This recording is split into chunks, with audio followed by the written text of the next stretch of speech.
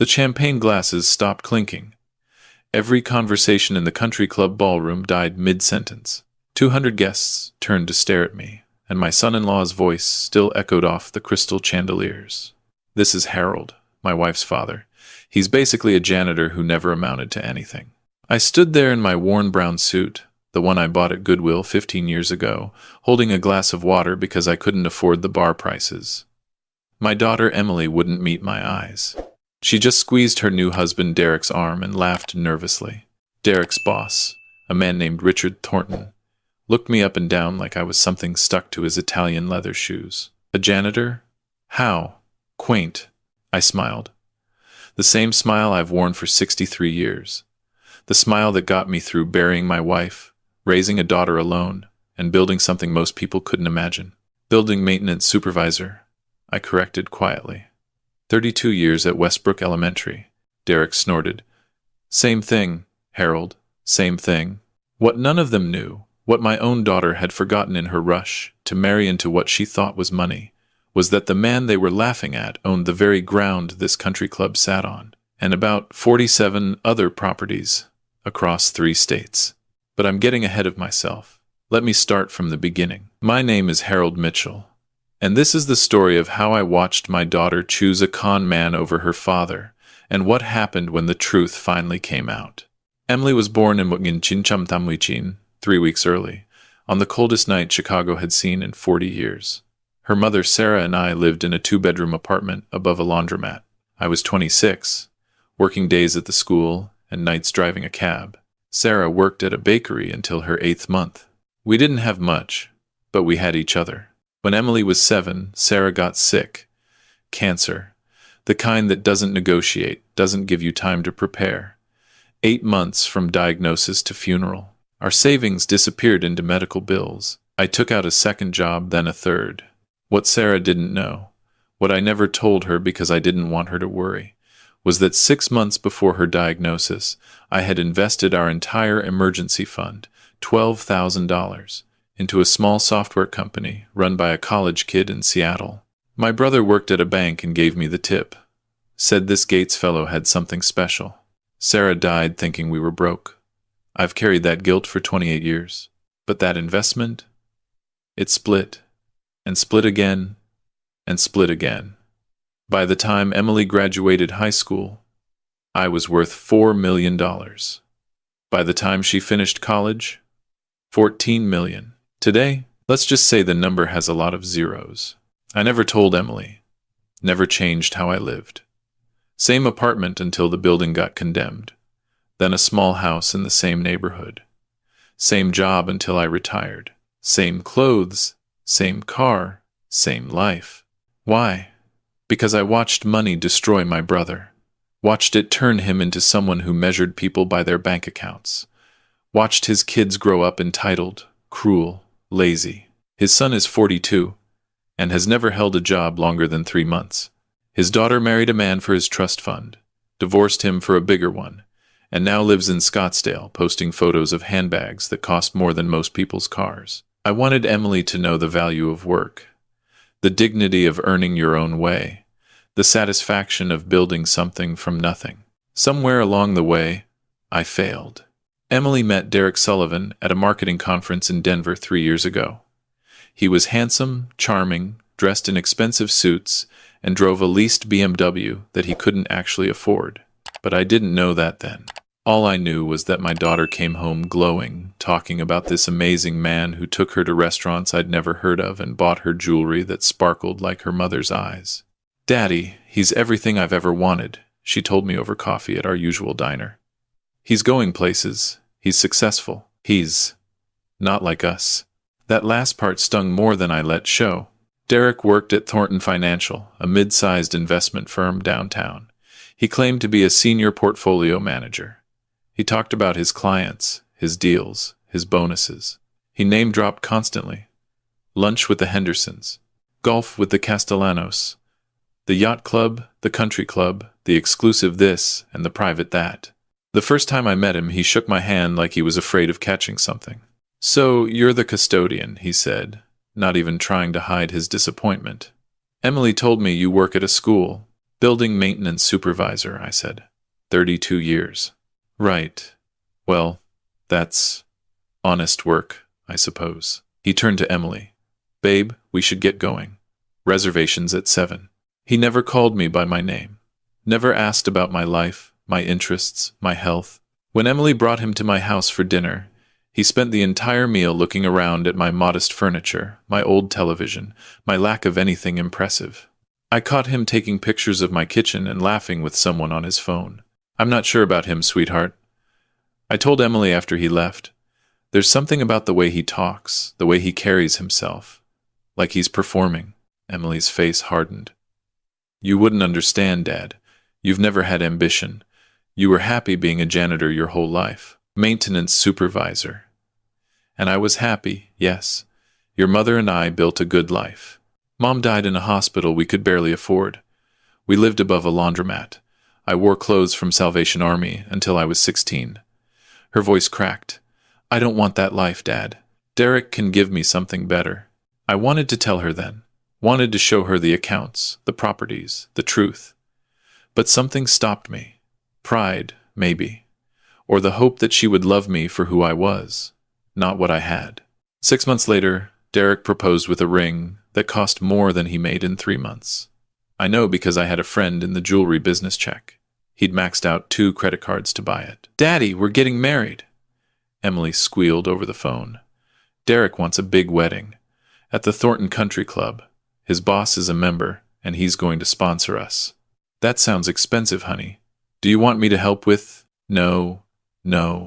Derek's got it covered. He just got a huge bonus. She paused.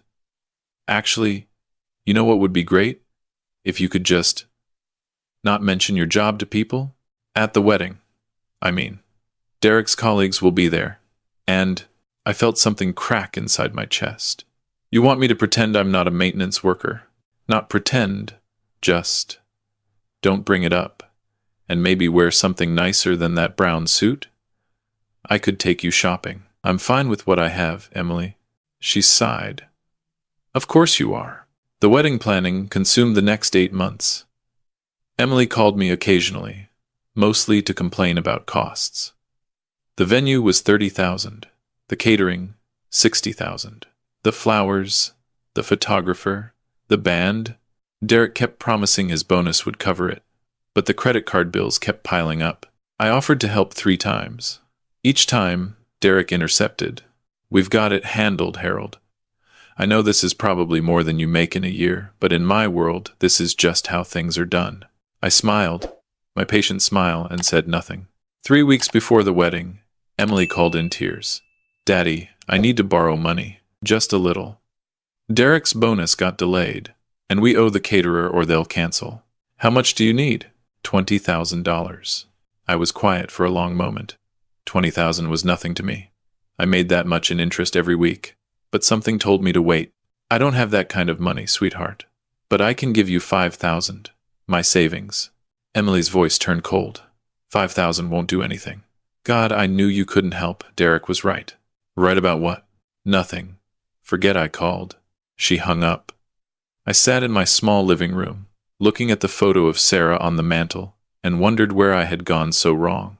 The wedding was on a Saturday in June. I drove to the Thornton Country Club in my 12-year-old Honda Civic, parking between a Porsche and a Mercedes that made my car look like a lawnmower. The ballroom was stunning.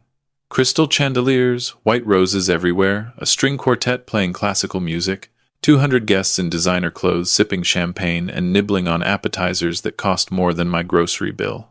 I found my seat at the family table. Derek's parents were there, David and Caroline Sullivan. Old money from Connecticut. They looked at me like I was the help who'd wandered into the wrong room. You must be Emily's father, Caroline said without extending her hand. She mentioned you work in maintenance? Building maintenance supervisor. 32 years at Westbrook Elementary. How nice that they let you come. She turned away to talk to someone more important. The ceremony was beautiful. Emily looked like her mother, radiant in white, eyes full of hope and love. I cried, and I wasn't ashamed of it. My little girl, the baby I had held on that freezing Chicago night, was getting married. During the vows, I noticed Derek's hands were shaking. He kept glancing at his phone during the readings. When the minister asked if anyone objected, I swear he held his breath. But the ceremony concluded without incident. Derek kissed Emily, and everyone applauded. The reception started well enough. I stayed in my corner, nursing my water, watching my daughter dance with her new husband. Then came the part of the evening I hadn't anticipated. Richard Thornton, Derek's boss, approached our table with his wife. Derek practically ran over to intercept him. "Mr. Thornton, so glad you could make it. Let me introduce everyone." He worked his way around the table, giving everyone impressive titles and connections. When he got to me, he paused. "And this is Harold, my wife's father. He's basically a janitor who never amounted to anything." That's when everything stopped. The glasses, the conversations, the music seemed to fade. 200 pairs of eyes on me. Richard Thornton looked me up and down. "A janitor? How quaint." I smiled. "Building maintenance supervisor, 32 years. Derek snorted. "Same thing, Harold." I could have ended it there. Could have pulled out my phone, shown them the bank accounts, the property deeds, the investment portfolio worth more than everyone in that room combined. But I didn't. Instead, I excused myself to the bathroom. In the hallway, I heard voices from a side room. Derek and another man, talking urgently. "You said you had it covered," the other man hissed. I do. Just give me another week. The honeymoon's in Hawaii, and I've got a plan." "A plan?" "You owe $90,000, Derek. The caterer's been paid with a check that's going to bounce on Monday. The venue already called about the balance. Emily's got a credit card for emergencies. I'll use that. And when she notices, she won't. She trusts me."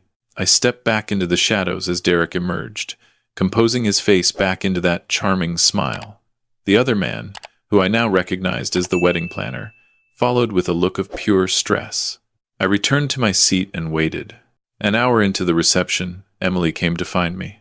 She looked nervous. "Dad, I need your help with something. Derek says we have to pay the venue the balance tonight, but I can't find my purse. I think I left it in the bridal suite." "How much is the balance?" $45,000. I blinked. "And Derek can't pay it?" "His accounts are being weird. Some kind of banking glitch. But it has to be paid tonight or they'll charge us double." She grabbed my arm. "Please, Dad, can you just come help me figure this out?" I followed her to the venue manager's office, where Derek was already arguing with a stern woman behind a desk. "This is ridiculous. I'm a senior portfolio manager at Thornton Financial. My accounts have 7 figures. This is obviously a mistake." The woman shook her head. "Mr. Sullivan, I've run your card 4 times. It's declined. The bank says there are insufficient funds." "That's impossible." Emily rushed in. "Derek, what's happening?" He put on his charming smile. "Nothing, babe. Just a mix-up. Banks, you know. Hey, didn't you bring your emergency credit card? The one your dad set up for you in college?" Emily nodded slowly. "Yes, but that's only for... This is an emergency, isn't it?" Derek's smile didn't reach his eyes. "Just this once. I'll pay you back on Monday." I watched my daughter reach into the purse she'd apparently found, pull out a card, and hand it to her husband. A card I had set up for her 10 years ago, with a limit of $20,000 connected to an account that I monitored regularly. Derek handed it to the venue manager with a triumphant smirk. "See? Problem solved." The woman ran the card. Then her face changed. "I'm sorry, this card has been declined as well. The bank is requesting that we retain the card. There's been a fraud alert." I had made 1 phone call from the bathroom. Just 1. Derek's face went pale. "What? That's impossible. Run it again." "Sir, I've been asked to retain the card. If you can't provide payment tonight, I'll need to speak with Mr. Thornton about the outstanding balance." "Thornton?" Derek's voice cracked. "Why would you talk to him?" "Because the club has a policy. When a sponsored event can't pay its bills, the sponsoring member is notified." She picked up the phone. "I'll need to make that call now." The next few minutes were chaos. Derek tried to grab the phone. Emily started crying. The venue manager called security, and through it all, I sat in the corner of that office, watching the man who'd called me a janitor come apart at the seams. Richard Thornton arrived within 10 minutes, still holding his champagne glass. His face was a thundercloud. "What is the meaning of this, Sullivan?" Derek started babbling. "Sir, it's a misunderstanding. My accounts are frozen because of some fraud alert. I'll have it sorted out Monday, I promise." Thornton turned to the venue manager. "How much does he owe?" $45,000, Mr. Thornton, plus the catering balance of $32,000. The caterer's check bounced this morning. Thornton's eyes went wide. $77,000. For your wedding? I can pay it. I just need time. Time? Thornton laughed, but there was no humor in it. "I vouched for you, Sullivan. I told them you were good for it. I put my membership on the line." He pulled out his phone. "And now I'm getting very curious about what else you might have misrepresented." "Sir, please. You told me you were a senior portfolio manager. That you had a 7-figure portfolio. That you were closing the Henderson deal." Thornton's voice dropped to ice. "I just checked with accounting, Sullivan. You're a junior analyst. You make $42,000 a year. And the Henderson deal? Henderson says he's never heard of you." The ballroom had gone quiet. Guests were peering through the office doorway. Derek's parents pushed through the crowd, faces white with shock. "Derek," his mother said carefully, "what is Mr. Thornton talking about?" Derek's mask crumbled completely. He looked at Emily, at his parents, at the crowd of witnesses to his destruction. Then he did something I didn't expect. He ran, straight through the crowd, shoving guests aside, knocking over a champagne tower. He made it to the parking lot before security caught up with him. But he wasn't trying to escape. He was trying to get to his car, the BMW, the leased BMW that he couldn't afford. 2 police officers were already there, standing beside the car with serious expressions. It turned out that my phone call had triggered more than just a fraud alert. I had mentioned Derek's name to a friend at the FBI, someone I'd known for 30 years, who had been investigating a series of investment scams targeting elderly clients. Derek Sullivan had been stealing from his own clients, small amounts at first, then larger. Over 3 years, he'd embezzled nearly $2 million. Most of it was gone, spent on maintaining an image he couldn't afford. They handcuffed him next to his car while 200 wedding guests watched. Emily found me in the crowd. Her face was streaked with mascara, her beautiful white dress stained with champagne from the toppled tower. "You did this," she whispered. "You ruined my wedding." "I made one phone call, Emily. The rest was all Derek. You were always jealous, always trying to hold me back. Mom would be so ashamed of you." I felt that old crack in my chest widen. Your mother would have seen through him in 5 minutes. "Don't you talk about her," Emily screamed. "You kept her poor. You kept us poor. And now you've destroyed the one chance I had at a better life." Richard Thornton appeared beside us. His face had changed since learning about Derek. He looked at me with something like curiosity. "Mr. Mitchell, was it? The maintenance supervisor?" "That's right. How exactly did you know to call the FBI about Sullivan?" I met his eyes. "I didn't know anything for certain, but I've spent 32 years working around children, Mr. Thornton. You learn to spot liars pretty quickly." He studied me for a long moment. "There's something about you, something that doesn't add up." He pulled out his phone. "Would you mind if I made a call?" "Be my guest." Thornton stepped away. Emily continued to glare at me, tears streaming down her face. Around us, guests were whispering, some leaving, others staying for the spectacle. 5 minutes later, Thornton returned. His face was completely different now, respectful, almost nervous. "Mitchell," he said slowly. "Harold Mitchell. I just spoke with my friend at the Chicago Board of Trade. He asked if you were related to the Mitchell who owns the Mitchell Property Group." Emily snorted. "My father doesn't own anything except a broken-down Honda." "Actually," Thornton said carefully, "according to my friend, Harold Mitchell is the sole owner of Mitchell Property Group, which holds approximately $800 million in real estate across the Midwest." He looked at me, "Including, if I'm not mistaken, the land this country club sits on." The silence that followed was absolute. Emily turned to me, her face blank with shock. "What?" I took a deep breath. "Your mother and I made an investment before you were born. Microsoft stock. I never sold it." I paused. "I never told anyone." $800 million, Emily whispered. You have $800 million. I have enough. That's never been the point. You let me grow up poor. You let me wear secondhand clothes. You let Mom die in that hospital. Her voice rose to a scream. You could have given us everything. I gave you what mattered. A father who was present. Values. Work ethic. I shook my head. Or, I tried to. Values? She laughed bitterly. I just watched my husband get arrested at my wedding. All because you made a phone call. All because he was a criminal, Emily. All because you chose to marry a man who called your father a janitor in front of 200 people. All because you were so desperate for money you never asked where it came from. She slapped me. Hard. The crack echoed through the ballroom. I didn't flinch. I just looked at my daughter, really looked at her, and saw all the ways I had failed her. All the ways I had tried to protect her from becoming spoiled, and instead had made her ashamed of her own family. I'm leaving, Emily said coldly. I'm going to Hawaii. The honeymoon is already paid for, with stolen money, most likely. I don't care. And when I get back, I never want to see you again. You are not my father anymore. She turned and walked away. Her footsteps echoed on the marble floor. I watched her go, watched her grab her bag from a table, watched her push through the doors and disappear into the night. Richard Thornton stood beside me. I'm sorry, Mr. Mitchell. If I had known. You couldn't have known. That's the point. I watched the door where my daughter had vanished. I didn't want anyone to know. The next few weeks were the hardest of my life.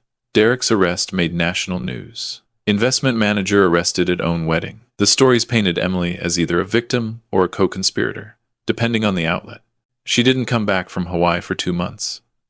When she did, she moved in with Derek's parents, who had suddenly discovered that their son was not the golden boy they'd believed him to be. They blamed Emily. She blamed me. Derek, from his holding cell, blamed everyone except himself. I tried reaching out. Letters, emails, phone calls, all ignored or returned. 3 months after the wedding, I got a call from my lawyer. The Sullivans were suing me for defamation. They claimed I had orchestrated Derek's arrest to humiliate their family. They wanted $50 million. I laughed when I heard the number. $50 million. They didn't know I could write that check without noticing. Countersue, I told my lawyer, for fraud, emotional distress, and the $77,000 Derek owes the country club. Are you sure you want to drag this out? Your daughter. My daughter made her choice. She chose a con man over her father. She chose image over integrity. She called me a janitor who never amounted to anything. I paused. It's time everyone understood exactly what I amount to. The lawsuit made even bigger news. Billionaire janitor sues son-in-law's family.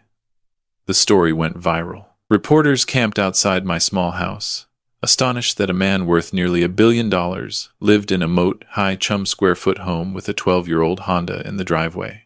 Why? They kept asking. Why live like this when you could have anything? My answer was always the same. Because things don't make you happy. People do. Or they should. Derek's trial came 6 months later. The evidence was overwhelming. Financial records, victim testimony, email trails. He had stolen from 43 different clients, most of them elderly, most of them trusting. He was sentenced to 15 years in federal prison. The day of sentencing, Emily finally contacted me. A single text message. I hope you're happy. I wasn't. Happiness had left my life the day I realized my daughter had grown into someone I didn't recognize. Another year passed. The lawsuit against me was dismissed. My countersuit succeeded. The Sullivans lost their Connecticut estate, their membership in every club, and most of their social standing. They blamed Emily. She moved out. I heard she was working as a receptionist at a dental office, living in a small apartment, driving a used car, just like her father had lived his entire life. The call came on a Tuesday afternoon in November. My phone showed Emily's name for the first time in 18 months. Dad. Her voice was small, young, like the little girl who used to run to me when she had nightmares. I'm here, sweetheart. Silence, then sobbing, deep, wrenching sobs that broke something open in my chest. I'm so sorry, Daddy. I'm so sorry. I closed my eyes, thought of Sarah, Thought of the baby girl we'd brought home to that freezing apartment above the laundromat. Thought of all the years I'd worked to give her a better life, not understanding that a better life wasn't about money. "Tell me where you are," I said. "I'll come get you." "You should hate me. After what I said, what I did, how I treated you. You're my daughter, Emily. You could burn down everything I own, and I would still come get you." She told me her address. A small apartment complex in a neighborhood I knew well. Working class, honest. The kind of place where people looked out for each other. I drove my 12-year-old Honda through streets I'd known my entire life, parked in front of a building that reminded me of our old apartment above the laundromat. Climbed 3 flights of stairs to a door with a crooked number. Emily opened it before I could knock. She looked different. Thinner, tired. No designer clothes, no expensive jewelry. Just a woman in her 30s who had learned some hard lessons about what matters in life. "Daddy," she whispered. I opened my arms, and she fell into them like she was 7 years old again, crying about a scraped knee, needing her father to make everything better. We sat in her small apartment, drinking instant coffee from mismatched mugs, and she told me everything. How Derek had manipulated her, how he'd made her ashamed of her background, convinced her that money was the only thing that mattered, how he'd slowly isolated her from everyone who loved her. "I was so stupid," she said. "I had everything. A father who loved me, a good life, and I threw it away for a man who saw me as nothing more than a path to your money." "Did he know about the money?" She shook her head.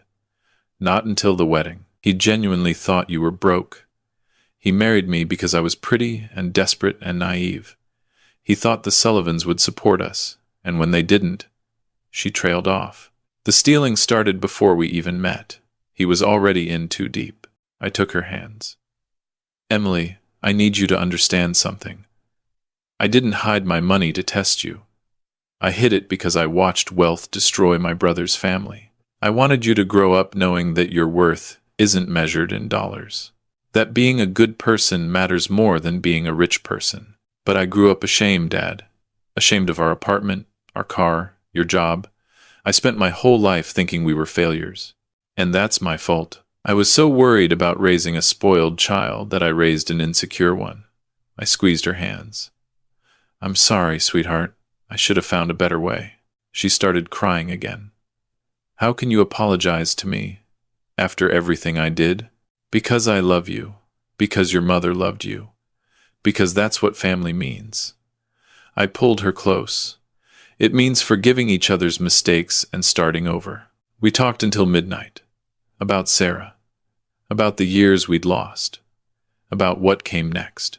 I told Emily about my plans for the money, the charitable foundation I was setting up in her mother's name, the scholarships for first-generation college students, the hospital wing for cancer patients who couldn't afford treatment. "I want you to run it," I said, "the foundation. If you're willing." She stared at me. "After what I did? Because of what you've learned. Because you know now what really matters." I smiled. "And because I'm 63 years old and I'd rather spend my remaining years fishing than attending board meetings." Emily laughed. The first real laugh I'd heard from her in years. It sounded just like her mother. 1 year later, I stood in a different ballroom. Smaller, more modest. No crystal chandeliers or string quartets.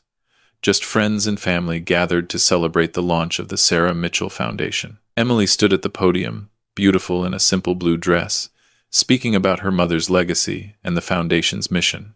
Beside me sat Richard Thornton, who had become an unexpected friend and major donor. "She's remarkable," he said quietly. "You raised a good daughter, Harold." She raised herself, in the end. I just tried not to get in the way. After the speeches, Emily found me in the crowd. She was glowing, not with expensive jewelry or designer clothes, but with purpose. "Dad, there's someone I want you to meet." She led me to a young man in a modest suit, nervously clutching a glass of punch. "This is Michael. He's the foundation's new program director. We've been spending some time together." Michael shook my hand firmly. "Mr. Mitchell, it's an honor. Emily talks about you constantly." I studied him. No expensive watch. Scuffed shoes. Kind eyes. "What did you do before the foundation, Michael?" "I was a maintenance worker at Children's Hospital." He grinned. Worked my way through night school for my MBA. I looked at Emily. She was blushing, waiting for my approval. Building maintenance? I asked.